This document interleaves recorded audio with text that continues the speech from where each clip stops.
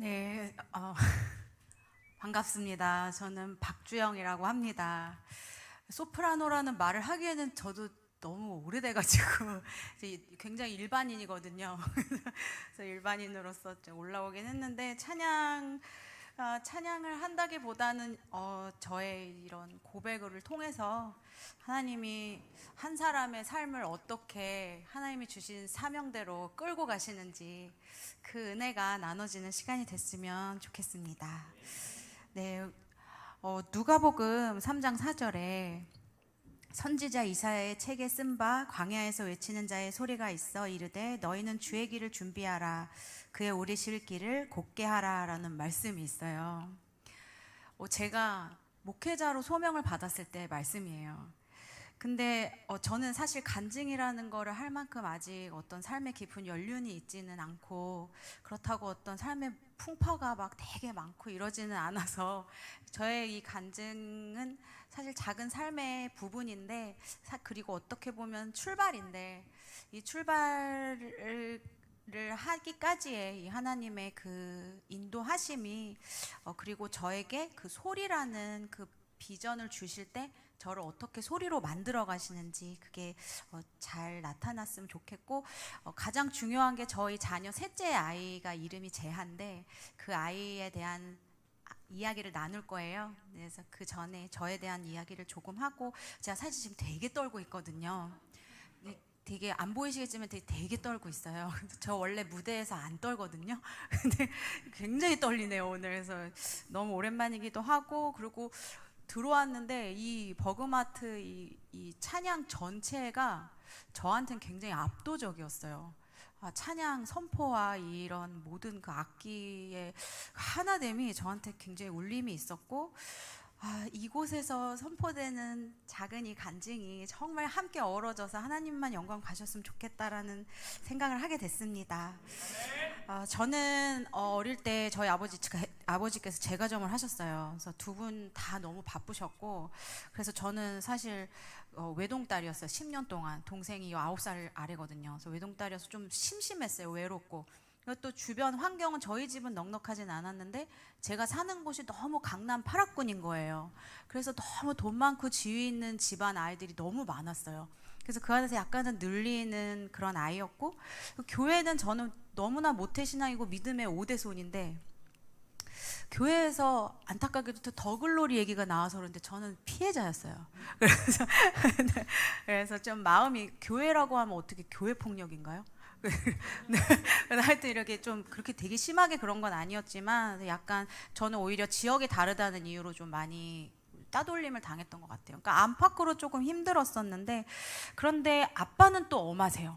그래서 제가 어디다가 마음을 확 속을 열지 못하는 그런 유년 시절을 보냈어요. 그런데 너무 감사한 건 분명하게 신앙이 있으셨어요. 부모님이 너무나 분명하셨고, 그리고 저희 엄마는 저를 혼자 큐티를 하게 하시고 싶으셔서 한글을 가르쳐 주실 정도로 가장 인생에 가장 중요한 건 하나님을 아는 것이다 라는 그런 정말 중요한 걸로 저를 키워주셨어요.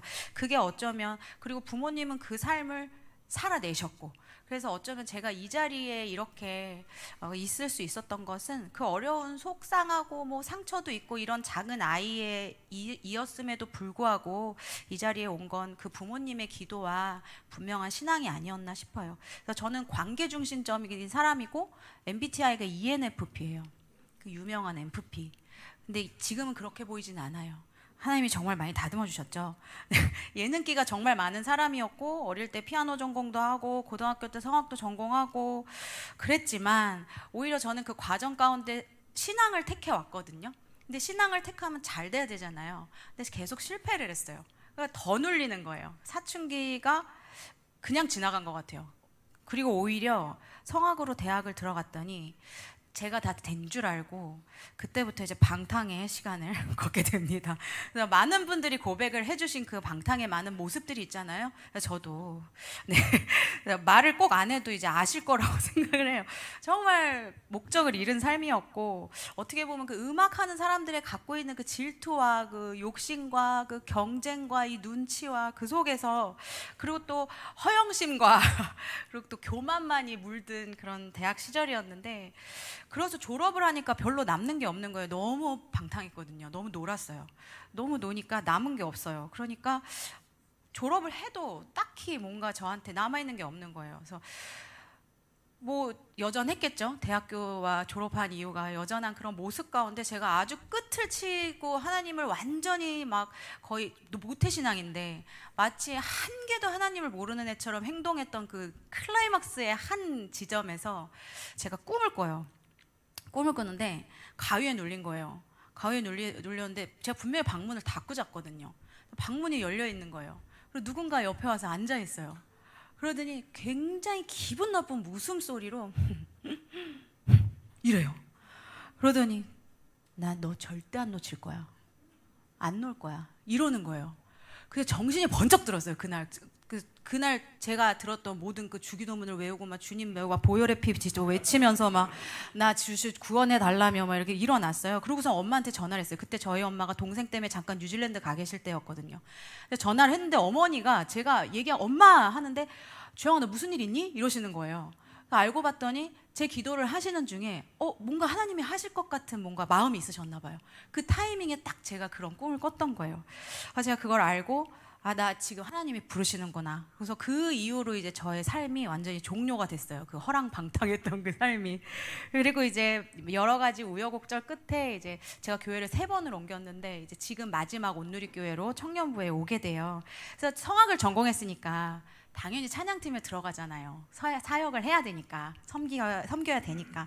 성악 전공이 찬양팀에 들어갔어요. 그러니까 제가 인정받았다는, 사회에서 인정받지 못한 걸 교회에서 인정받았어요. 그러니까 겸손해야 되는데 너무 네 그랬던 거예요. 그리고 제가 성악이니까 이 음향에 굉장히 낯설었어요. 음향에 낯설어서 그냥 지른 거예요. 싱어를 하는데 어떻게 됐을까요? 네. 저의 결말은 성대 결절이었습니다. 네. 그래서 성대 결절이 쫙 와서 다행히 수술할 정도는 아니지만 더 이상은 말도 하지 마라 이렇게 말씀을 하시더라고요, 선생님이. 그래서 제가 1년을 거의 음성 제한을 하면서 무음으로 살았어요. 그 레슨은 해야 되는데 말은 해야 되니까 최소한의 말만 하고 피아노 레슨도 이제 거의 손으로 가르치고 이렇게 1년을 지내는데 정말 힘들더라고요. 너무 어둡고 나 진짜 이 달란트에서 성악 전공이 목소리 잃으면 끝이잖아요.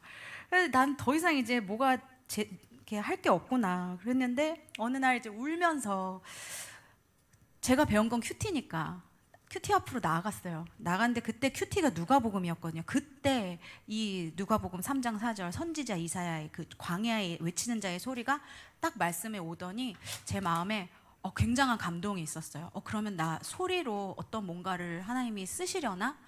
그리고 그러면 뭐지? 찬양하는 사람인가? 아니면 음악 목사?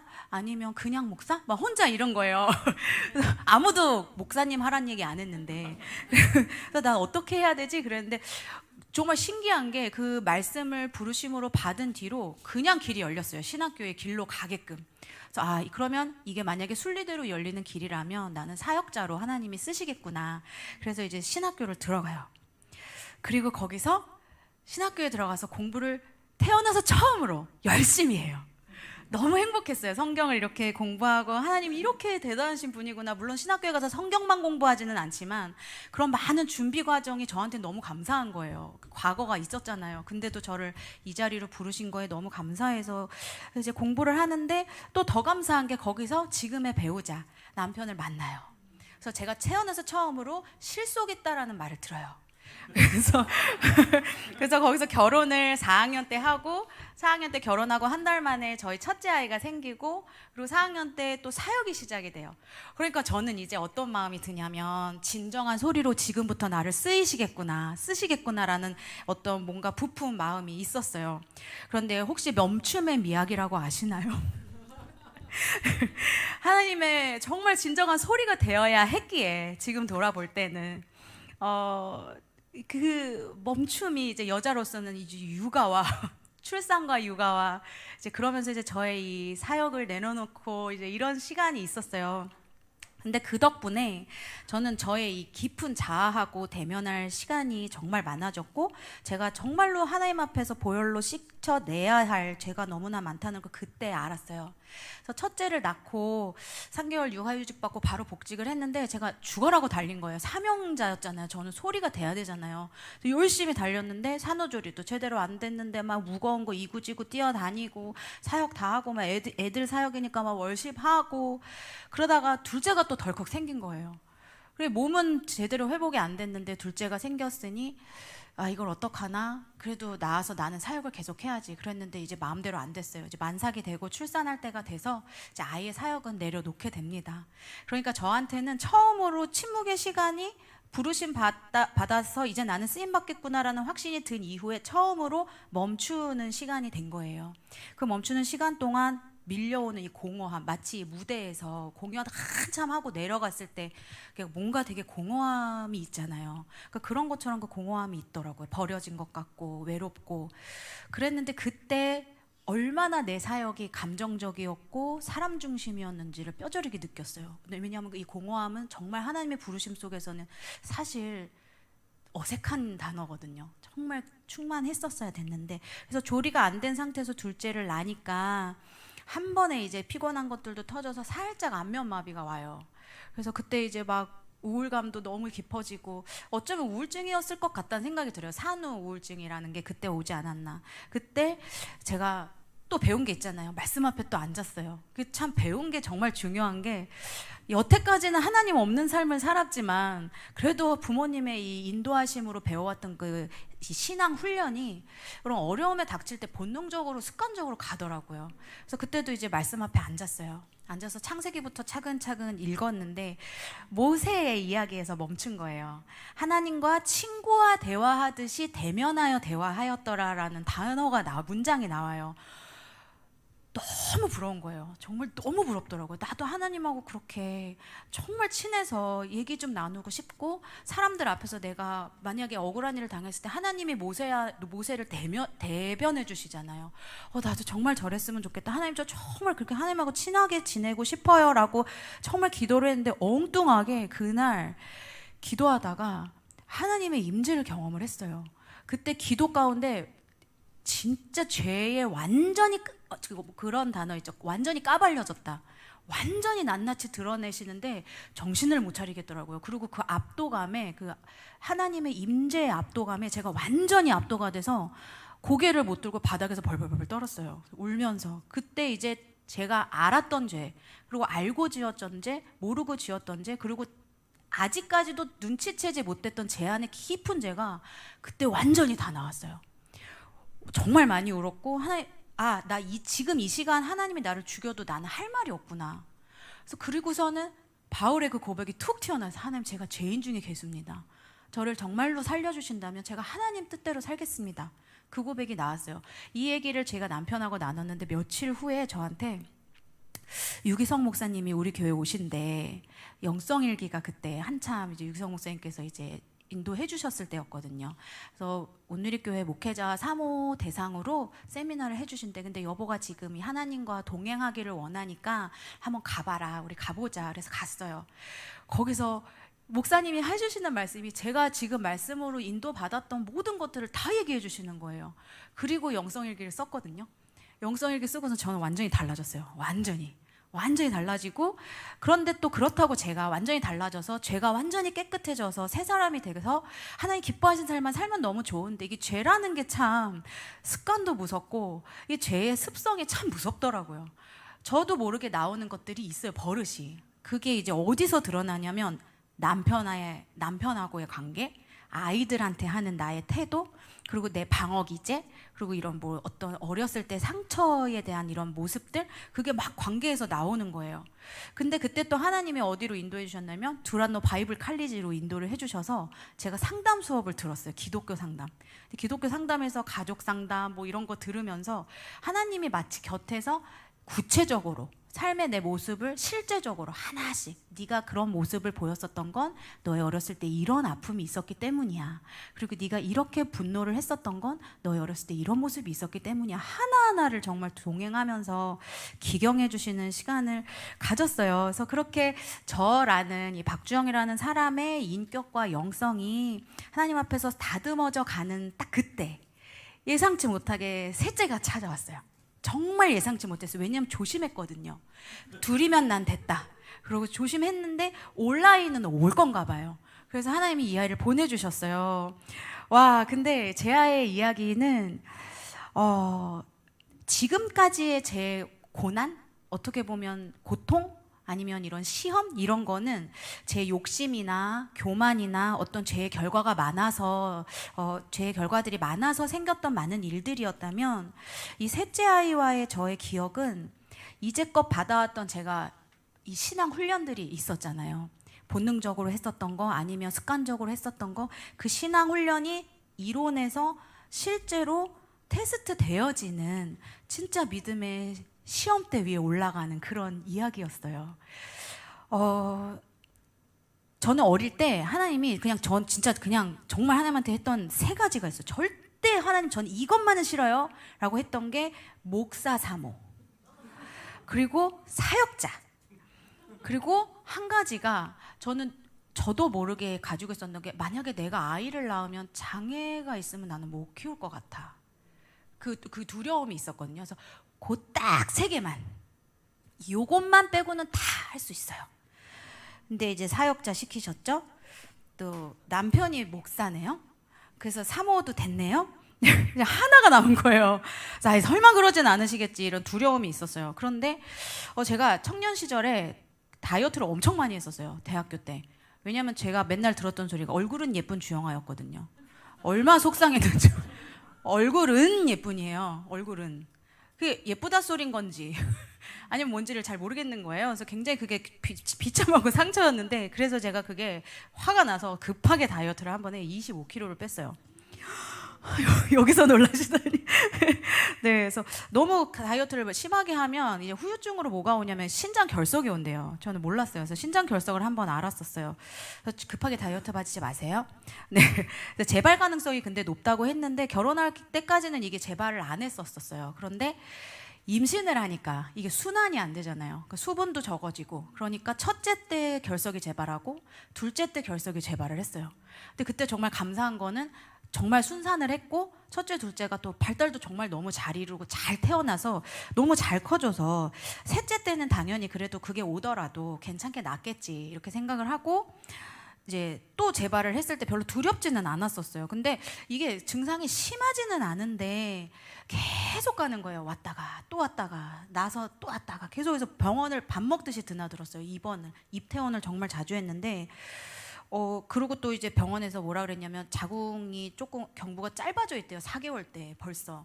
그래서 좀 열려 있다는 거예요. 그래서 조심을 해야 된대요. 그래서 내가 몸이 지금 그동안 너무 안 좋았구나. 그래서 무조건 누워 있어라.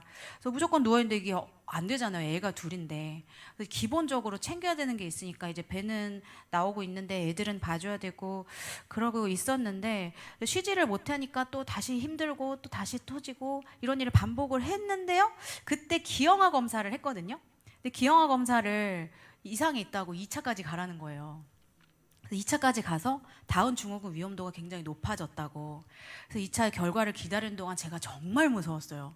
그때 어떤 마음이 들었냐면, 지금까지 지었던 나의 모든 죄, 내가 이게 죄의 결과인가? 하나님이 나한테 내 자녀를 통해서 이걸 심판하시나? 이런 정죄감이 너무 커서, 하나님 전 정말 저 못해요. 진짜 그러지 마세요. 제발 부탁해요 라고 얘기를 막 울면서 했어요. 근데 그때 검사 결과가 통과된 거예요. 어쩌면 그때 하나님이 좀 제 마음을 준비시키지 않으셨나 그런 생각이 드는 게, 제가 그때 하나님 앞에 고백했어요. 하나님, 제가 절대라는 단어는 절대 안 쓰겠습니다. 하나님이 하나님 되심을 표현할 때만 제가 절대라는 단어를 쓰지, 내가 어떤 장담을 하면서 내 인생에서 어떤 절대라는 단어는 절대 쓰지 않겠습니다. 그러면서 이제 울부짖었는데, 그래도 다행히 결과가 괜찮으니까 그래서 이제 그래도 기쁘게 재활을 맞을 준비를 했어요. 근데 또 어느 날 또 다시 재발된 통증으로 입원을 했는데, 그때는 또 제가 자궁 근종이 있었거든요. 근종통인 것 같대요. 그래서 입원을 했는데 혈뇨도 보이고 근데 괜찮은데 라고 하시면서, 그러면 한 이틀만 있다가 들어가세요 이렇게 얘기를 하시는 거예요. 그래서 그럼 내일이면 이제 나갈 수 있겠구나. 그리고 링거도 빼고 이제 내일 아침을 준비를 하고 있는데, 그때 갑자기 이 통증이 마치 뱃속에서 살을 순간에 쫙 찢어내는 고통이 확 오더라고요. 전 그런 경험은 처음이거든요. 그러고서 이제 거의 실신할 정도로 돼서 비상에 걸리고 이제 간호사 선생님 오시고 의사 선생님 오시고 그때 긴급하게 수술을 해야 된대요. 그래서 간호사 선생님이 지금 보호자 어디 계시냐고. 그래서 보호자 구리에 있다고. 저는 성모병원이었거든요. 강남 성모. 그러면 당신이 사인하시라고. 그래서 제가 정신이 이렇게 나가 있는데 사인을 했어요. 사인하고 전 들어간 거예요. 보호자가 오기도 전에. 근데 참 감사한 게 나중에 제가 들었는데 의사 선생님한테 제가 만약에 집에서 이 통증이 있어서 병원으로 실려왔다면 저하고 아기는 죽었을 거래요. 근데 정말 놀라운 하나님의 섭리로 제가 그런 어떤 통증으로 병원에 있었던 거예요. 그래서 선생님도 바로 오실 수 있었고 바로 그 자리에서 그래서 의사 선생님이 아기를 받으시자마자 한마디 하셨대요. 너는 살롬이었구나. 이렇게 얘기를 하셨대요. 이게 왜 그랬냐면 이제 조기 태반 박리라고 이제 태아 절박 가사로 이제 아기가 일찍 나와서 칠삭둥이로 나왔어요. 29주에 나왔어요. 딱 29주 0일에. 이게 뭐냐면 여러 가지 원인이 있대요. 원인은 알 수가 없대요. 특별한 딱 그걸 뽑을 수는 없는데 그게 이제 뱃속 태아한테 산소가 충분히 공급이 안 돼서 폐가 호흡이 어려워져서 가사 상태에 빠져서 태아가 뱃속에서 사망할 확률이 높은 그런 거라고 하더라고요. 그리고 태어나자마자 아프가 점수라는 게 있대요. 항상 신생아를 태어나면 그 아프가 점수를 매긴대요. 그거는 웬만한 건강한 신생아들한테는 점수가 거의 8에서 10점이에요. 근데 아주 건강하면 이제 대부분은 10점으로 나오는데 이 점수가 6점 이하면은 집중 관리를 요하는 신생아가 돼서 중환자실에 가거든요. 제한은 태어나자마자 1분하고 5분에 세는데 측정을 하는데 1분에 1점이었어요. 생존 신호가 딱 1점만 있었던 거예요. 그래서 심폐소생을 막 하시고 5분 만에 4점으로 올라갔어요. 기적인 거죠. 심정지가 있었던 아이인데 제 아이의 기록을 잠깐 말씀드리면 임식 29주에 1.377kg으로 태어났고 신생아 호흡곤란 증후군 그리고 제왕절개 분반에 의해서 영향을 받았고 심한 저체중 출산화, 미수가, 태아 절박 가사, 신생아 비외상성 뇌실 뇌출혈 3등급, 신생아 발작, 민감형이었대요. 그리고 뇌실 주위에 백질 연화가 있었고 심방 중격 결손, 동맥관 개존증, 그리고 이제 발달이 지연될 것이다. 이게 이제 재아에 대한 진단이에요.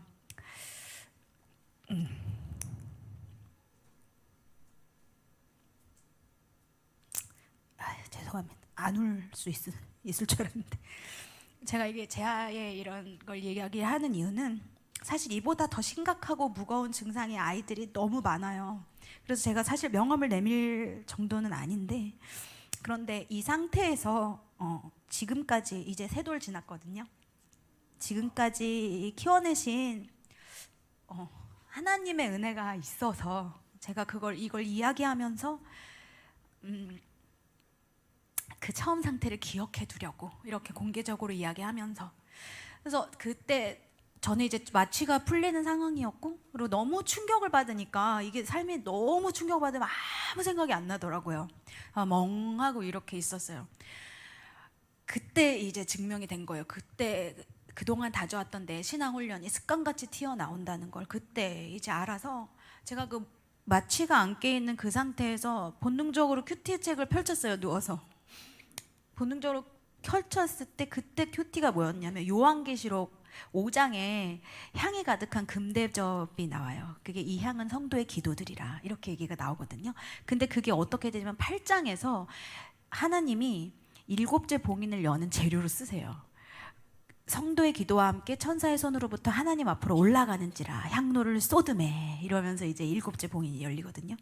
그 말씀을 제가 받고 선포했어요. 하나님 성도의 대접 성도의 기도를 모으게 해주세요. 하나님 주실 거죠? 이러고선 기도 제목을 전 아는 분한테 싹 다 돌렸어요.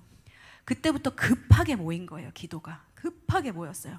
그 기도가 모일 때가 아마 이제 재아가 생존 신호가 올라가고 뭐 이러고 막 난리를 치는 그 시기가 아니었나 이제 저는 그렇게 생각을 하는데 그때부터 이제 중보자들이 막 기도를 해주시고 저는 사실 정신이 이렇게 반쯤 나가 있는 상황이었어요. 근데 그때 제가 그 기도를 하면서 하나님한테 한 가지 두려웠던 게 기도하다가 재아를 맞는 선생님이 재아를 이제 맡아야 되는 분이 계실 거잖아요. 의사 선생님이. 하나님을 아는 사람이었으면 좋겠어요. 하나님을 두려워할 수 있는 사람이었으면 좋겠어요. 의사 선생님 중에 하나님 믿는 사람이 많지 않다는 건 또 어디서 들어서 그래서 믿는 사람이 정말 쉽지 않아요라는 소리를 또 어디서 들은 거예요. 근데 왜 하필 그때 그 생각이 났는지. 그러면서 하나님, 저 무서운 게 있는데 정말 하나님을 아는 한 사람만 재활을 맡아줬으면 좋겠어요라고 했어요. 그리고 제가 조금 이제 하루 정도 몸을 좀 추스리고 재활 면회를 갔었는데, 첫 재활 주치 선생님께서 저한테 첫 마디가 그거였어요. 제가 기독교인인데요, 제가 하나님 믿거든요. 재활을 위해서 저도 기도하고 있어요. 그 얘기를 하시는 거예요. 그리고 선생님께서 재활의 상태를 날마다 얘기해 주시면서 이 아이는 하루를 넘기는 게 얘는 기적인 거예요. 오늘은 재아가 살았어요 소리를 저희가 듣는 거예요. 그 선생님이 저한테 오셔서 하시는 말씀이, 저희가 모든 의학적인 지식과 경험들로 최선을 다하는 거는 당연합니다.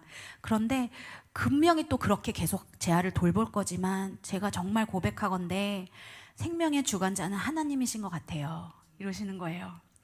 의사 선생님 입에서 이 얘기를 들으니까 이게 너무나 살아있는 고백인 거예요. 그래서 제가 그때 고백을 했어요. 네, 저 하나님 믿어요.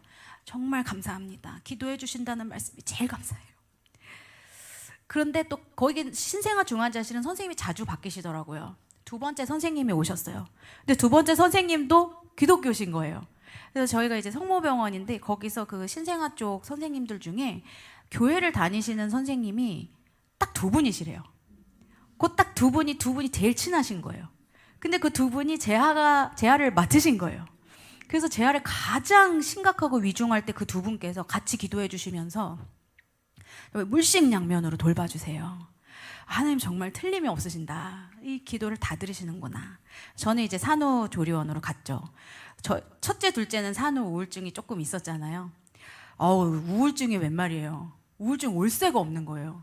그러니까 어떤 느낌이냐, 이게 하나님이 이렇게 저렇게 뒷덜미 이렇게 잡아갖고 들고 끌고 가는 느낌이었어요. 정말. 저는 정신은 없고.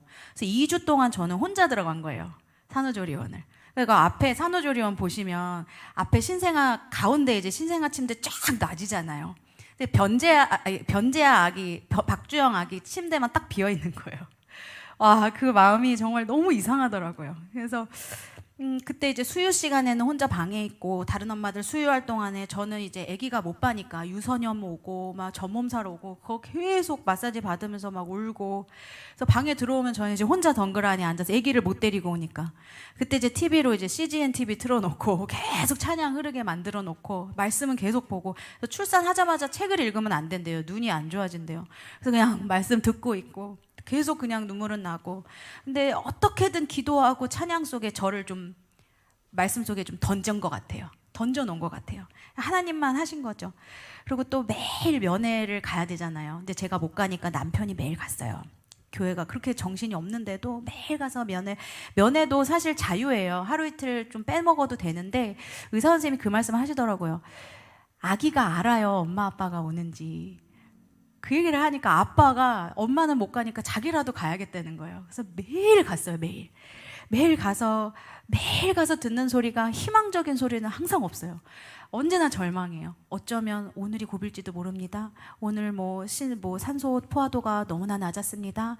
뭐 무호흡증이 왔습니다. 그걸 매일 듣는데 그 남편의 그 마음이 좀 좌절이 가는 그 가운데 저희 친정 엄마를 통해서 상황이 아닌 상황 위에 계신 하나님을 바라봐라, 이 마음을 딱 주신 거예요. 그래서 그걸 또 용기를 내서 남편이 또 가고, 그래서 재아가 동맥관 개존증 수술을 제일 먼저 받았어요. 그 심장 수술을 받고, 근데 그때 그걸 알았어요. 생각보다 아기들은 생명에 굉장히 필사적이라는 걸 그때 알았어요. 아기들이 굉장히 필사적이래요. 그리고 끈질기대요. 그래서 죽을 것 같은데 꼭 산대요. 그래서 재아는 잘 싸우고 있대요. 그런데 무호흡증이 가끔 와요. 근데 그 무호흡증에서 아기들이 거기서 자기의 시험이 있대요. 무호흡증이 이제 숨이 멈춰버리는 거잖아요. 그럴 때 아기들이 스스로 의지를 놓을 때가 있대요. 너무 힘들어서. 근데 재아는 오늘도 잘 싸워줬어요. 선생님이 그 얘기를 계속 하시는 거예요. 그럼 또 와서 또 서로 부부가 이렇게 달래고. 근데 처음에는 뇌출혈 1기라고 했는데 뇌출혈 3기가 된 거예요.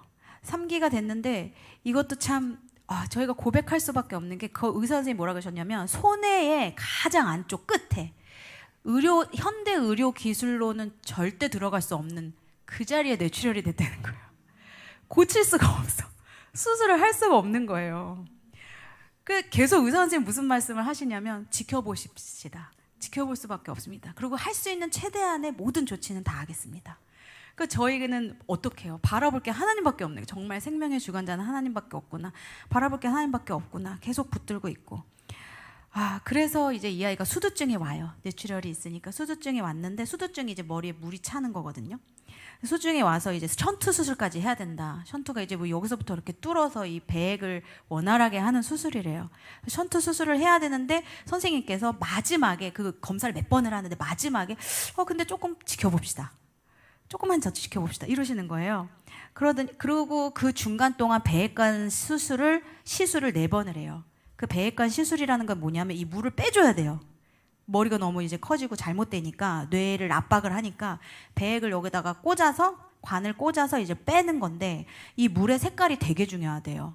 근데 상태가 안 좋으면 이게 뿌옇게 핏물이 나오는 거예요. 근데 제 아는 별로 좋지가 않은 거예요, 색깔이. 근데 또 배액관 시술을 하면 신생하잖아요.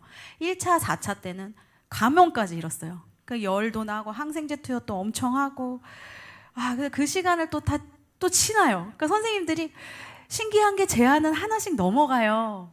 이렇게 얘기를 하시는 거예요. 가장 심각한 순간에도. 그리고 또 초기에는 장이 또 아기가 미숙이니까 장이 문제가 돼서 모유 수유를 못하면 안 된다. 꼭 모유를 갖다 줘라. 그래서 죽어라고 유축을 해서 갖다 줬어요. 그리고 뇌출혈의 영향으로 이제 운동 쪽, 시신경, 안구 쪽, 시각, 그리고 언어 쪽에 장애를 가진 아이가 돼요. 그리고 발에 경직도 있고. 그래서 제 아가 인큐베이터에서 그 신생아 중환자실에서 100일 좀 넘게 있었거든요. 100일 넘게 있는 동안에 가장 주의를 요하는 중환자 중에 중환자, 이게 원톱이었어요, 원톱. 그래서 항상 가운데.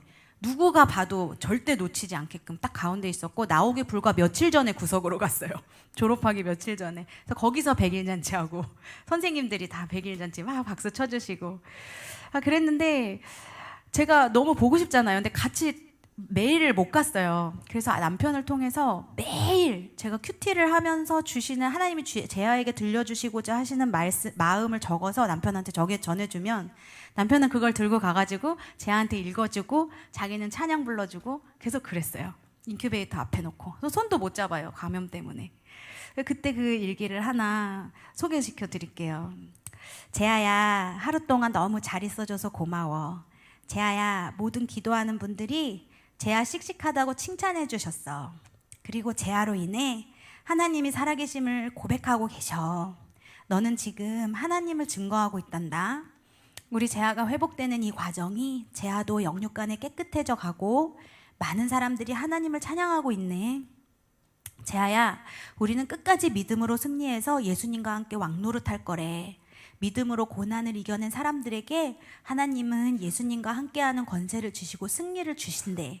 이제 벌써 한 달이 다 돼가고 있어. 우리 재아 너무 잘 이겨내고 있는 거야. 조금만 더 견디자. 주 안에서 우리 승리하고 믿음을 지켜내자.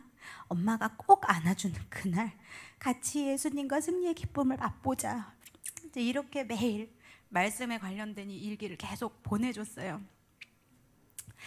처음에 인큐에 있는 재아를 보는데 너무 두려운 거예요. 내 품에 안 있는 거예요. 뱃속에 있어야 되는 애인데 3개월을 더 있어야 되는 애가 벌써 나와서 저기서 앙상하게 누워있는 그 모습이 관이 너무 많으니까 그걸 보는데 두렵고 안타깝고 나 혼자 두고 오면 안 되는데, 제가 그냥 두고 오면 안 되는데 이런 마음이 막 들면서 내 뱃속에서 안전하게 있어야 될 애가 어떡하지?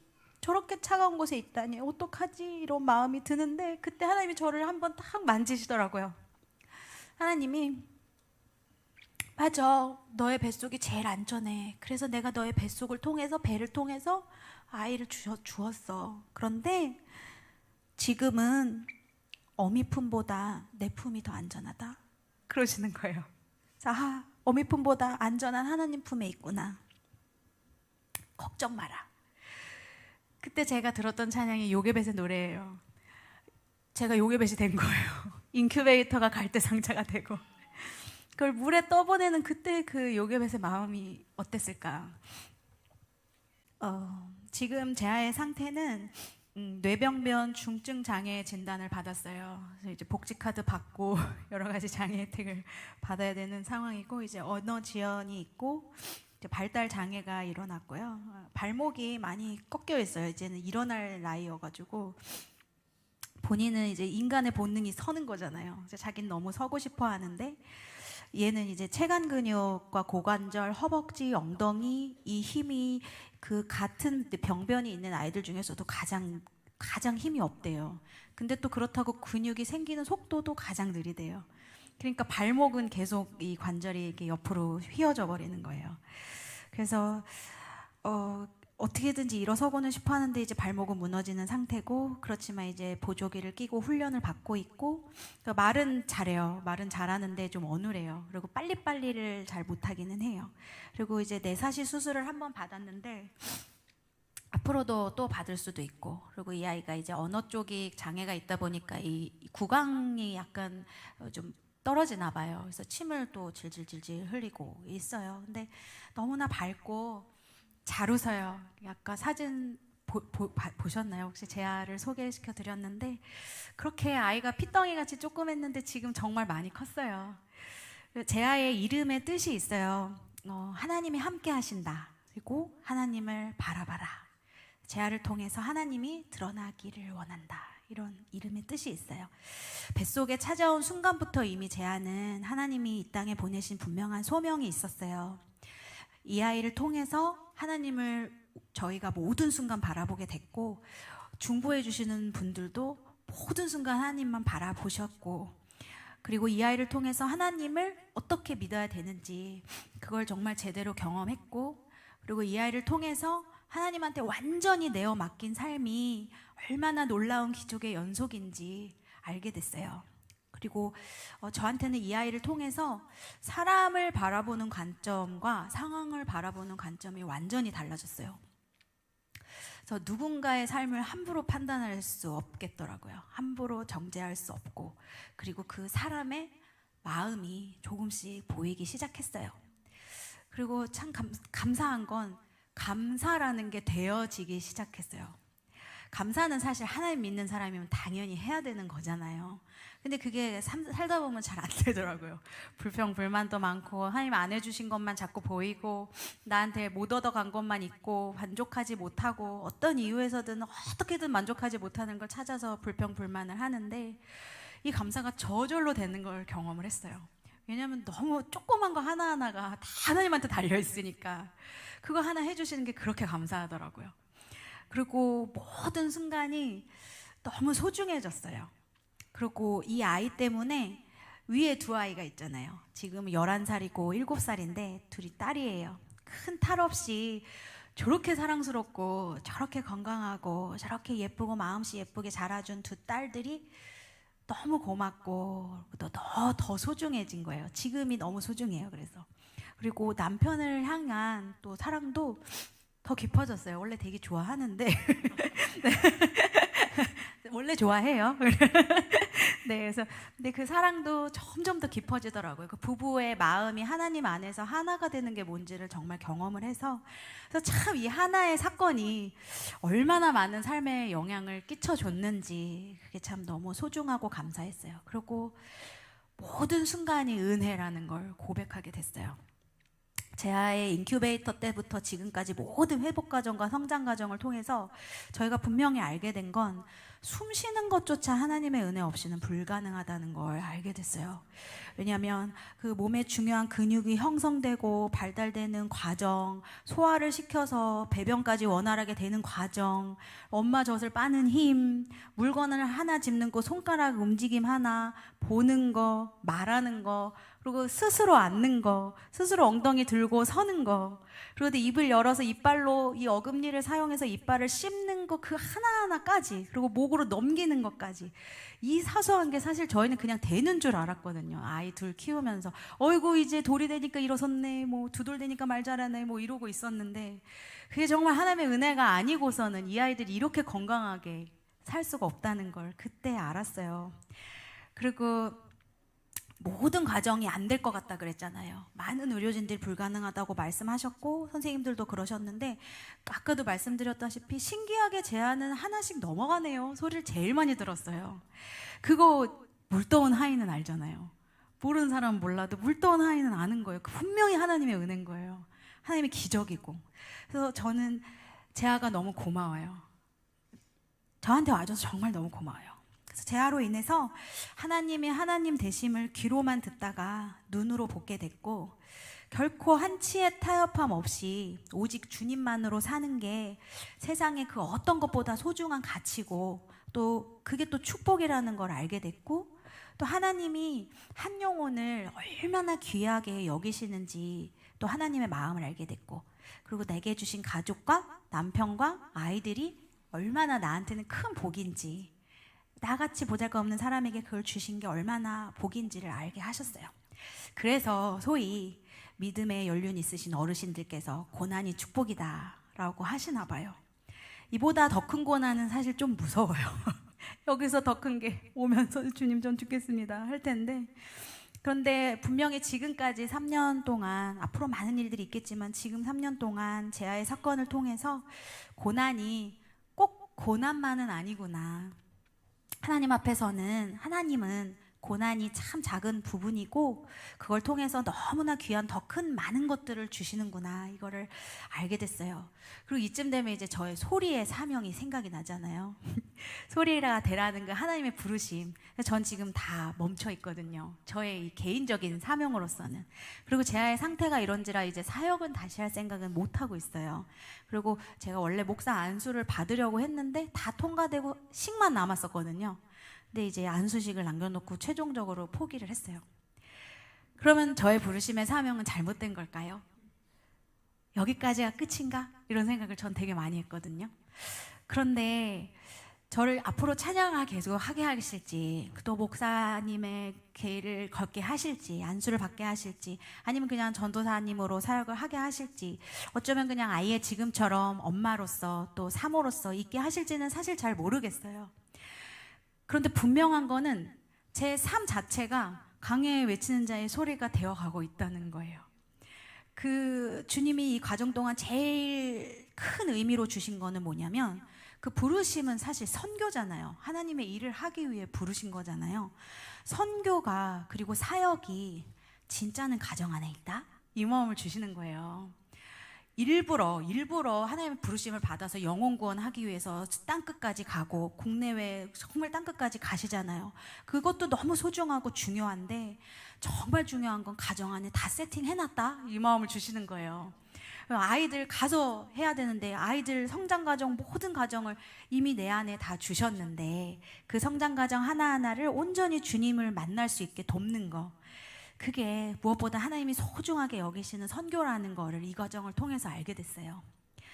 그리고 그래서 이미 저는 부르심의 소명으로 하나님이 쓰고 계시는 게 아닐까, 그런 생각을 하고 있고, 그리고 제아를 돌보면서 이렇게 삶의 모든 순간이 저를 돌아볼 수 있고 나의 내면과 대면하고 하나님의 은혜임을 알게 되는 지금 이 순간 자체가 저한테는 기적이고 또 축복이고 주님의 은혜라는 걸 알게 됐습니다. 마지막으로 제아가 어제 병설 유치원을 첫 등원을 했어요. 사실 어린이집까지는 걷지를 못해서 그게 기준이 걷는 거래요. 갈 수 있는지 없는지가. 근데 장애통합반을 못 들어갔어요. 못 걸어서. 그래서 병원에서는 이제 재활치료사 선생님들이나 이제 의사 선생님은 얘가 공동체 생활을 좀 했으면 좋겠다라고 해서 진작부터 말씀을 하셨는데 못 하고 있었거든요. 치료에만 전념을 했었는데, 이제 유치원 나이가 되면 이제 5살이에요. 세 돌 지났는데 5살인데 교육청 소속이 되니까 이제 혜택이 좀 생기더라고요. 그래서 순회학급이라는 게 있어요. 일주일에 2번 이렇게 걷지 못하고 불편한 아이들에게 집으로 선생님을 파견을 해주셔서 주 2회 1시간씩 이제 가르쳐 주시는 시간이 있는데, 지난주에 첫 시간을 했거든요. 근데 선생님이 한번 보시더니 인지는 괜찮은 것 같아요, 재아가 이러시는 거예요. 그래서 그러면 아이들 속에서 한번 생활을 해보면 어떨까요, 어머니? 이러시더니 순회학급 하는 그 시간을 차라리 유치원에 데리고 와주셔서 친구들 속에 한번 있게 해줘 보세요. 제가 같이 있으니까 이 얘기를 하시는 거예요. 그래서 어제 갔다 왔어요. 어제 처음으로 이제 유치원을 갔는데 너무 감격스럽고 이게 꿈만 같은 거예요. 그래서 3시간 있었거든요. 밥까지 다 먹고. 그래서 선생님한테 얘기를 들었더니 너무 잘 놀고, 일단 스타트가 제가 내려놨는데 저를 안 쳐다보고 그냥 직진으로 가더라고요. 기어서. 장난감이 정말 많았어요. 진짜 화려해. 집에는 별로 없으니까. 뒤를 안 돌아보니까 전 저한테 올 줄 알았거든요. 그래서 준비를 이렇게 하고 있었는데 안 보더라고요. 그래서 쟤 안 보고 잘 놀겠다. 그래서 저희가 두고 나갔더니 한 번도 엄마 아빠를 찾지 않고 이게 그렇게 서운하네요. 한 번도 엄마 아빠를 찾지 않고 너무 잘 놀고, 친구들이 이제 점심을 먹으려고 다들 책상에 앉으니까 자기가 가서 거기 기어가서 앉아가지고 의자에 앉더래요. 그래서 밥 달라고. 그래서 자기가 숟가락질을 이제 어떻게 어설프지만 해가면서 밥을 다 먹고. 참 놀랍죠. 그래서 분명한 거는 하나님의 시계 안에 얘가 발달 지연이 있고 어떤 뭐가 지연이 되고 다 되지만 하나님 시계 안에는 재아가 정확하게 자라고 있다는 거. 그리고 주님이 주시는 그 인간의 생각을 뛰어넘어서 정말 풍성한 은혜로 밝은 미소를 가진 아이로 자라고 있다는 거. 그게 정말 너무 감사하고, 앞으로 저하고 재아의 삶이 그리고 우리의 가족의 삶이 어떻게 펼쳐질지, 또 어떤 아픔과 시련들이 있을지는 모르겠어요. 그래서 지금 많은 또 조언을 해주시고 충고도 해주시고 그래요. 장애 아이를 어떻게 키워야 하는지, 그리고 장애 아이가 있는 그 형제들한테는 어떻게 해줘야 되는지, 어떻게 뭐가 더 중요한지 그런 걸 많이 얘기를 해주세요. 그 한마디 한마디가 사실 너무 소중해요. 정말 소중하고, 얼마나 저희를 가족같이 생각하시면 그런 말씀을 해주시겠어요. 그래서 그게 정말 저희한테는 뼈가 되고 살이 되는데, 그것도 너무 감사한데 또 더 감사한 건 그분들이 기도를 계속 함께 해주고 있다는 거. 그게 또 너무, 그 성도의 대접이 여전히 진행이 되고 있다는 거. 그리고 이 짧은 시간을, 저한테는 정말 너무 짧고, 얼마 전에 또 모세 형제 와서 또 간증하셨잖아요, 어머니 저는 사실 그거에 비하면 이제 시작이거든요. 그래서 너무 우러러 보이는 거예요. 그만큼 키워내신 그 어머님의 그 모습이 너무 존경스럽고. 그래서 이제 시작이고, 또 저는 이제 3년 잠깐 경험을 했지만 감히 제가 돌아보건대 정말 오직 주님이 아니고서는 견딜 수가 없는 시간이었고, 주님이 은혜가 아니었으면 제가 이렇게 웃으면서 이 3년을 지내고 올 수가 없었겠다라는 생각을 해요. 그래서 주변에서 많은 말씀들을 하세요. 어떻게 이렇게 웃고 지내시냐고, 어떻게 이렇게 밝으세요? 그러시는 거예요. 그래서 원래 ENFP라 그러기도 하는데 네, 그렇기도 하지만 저는 그렇게 얘기를 해요. 저는 여전히 고통스럽다고. 저는 여전히 고통스럽고, 재아의 이 순간순간이 두렵고, 그리고 새롭게 펼쳐질 이 확인하는 그 과정들이 저한테는 아프다. 그런데 웃을 수밖에 없는 게, 하나님이 나를 이렇게 목덜미 잡고 끌고 가주시는데 내가 어떻게 감사하지 않을 수 있고, 어떻게 은혜가 아닐 수 있겠냐라는 고백을 해요. 그래서 아픈 시간은 분명히 있으나, 그러나 그곳에서 주시는 그 하나님의 큰 은혜 가운데 저희가 분명히 앞으로도 갈 거라고 믿습니다. 네, 그래서 지금 이 순간이 너무 소중하고 감사하고, 앞으로의 삶 역시도 우리 가정에, 그리고 저도, 그리고 주님을 나타내는 삶의 소리가 되는 가정이 될 거라고, 그리고 재아가 될 거라고 믿습니다.